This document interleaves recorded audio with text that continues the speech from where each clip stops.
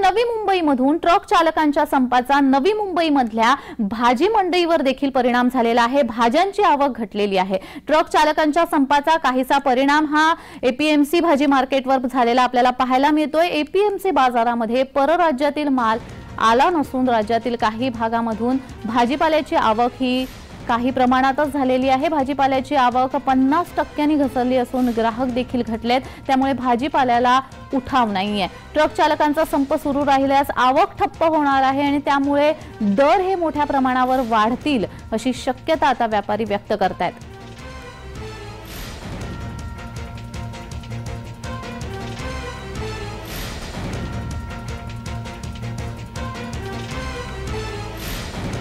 तर या संदर्भात अधिक माहिती देण्यासाठी आमच्या प्रतिनिधी कविता लोखंडे आपल्याशी फोनद्वारे जोडले गेलेले आहेत।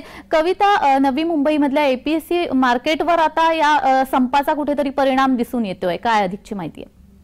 नक्कीच कालपासून जो आहे ट्रक चालकांचा संप सुरू झालेला आहे। या ट्रक चालकांच्या संपाचा काहीसा फटका जो आहे तो एपीएमसी भाजी मार्केटला बसलेला पाहायला मिळतोय। दररोज भाजी मार्केटमध्ये शेकडो गाड्यांची जी आवक होते त्यामध्ये आज 50% घट झाली असल्यामुळे भाजीपाल्याची आवक जी आहे 50% घसरली आहे।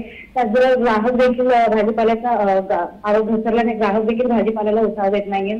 त्यामुळे कुठेतरी हा जर ट्रक चालकांचा संप जर सुरू राहिला तर आवक ठप्प होऊन जे आहे भाज्यांच्या मागणीमध्ये वाढ होईल। धन्यवाद कविता, तुम्ही दिलेल्या या माहितीसाठी।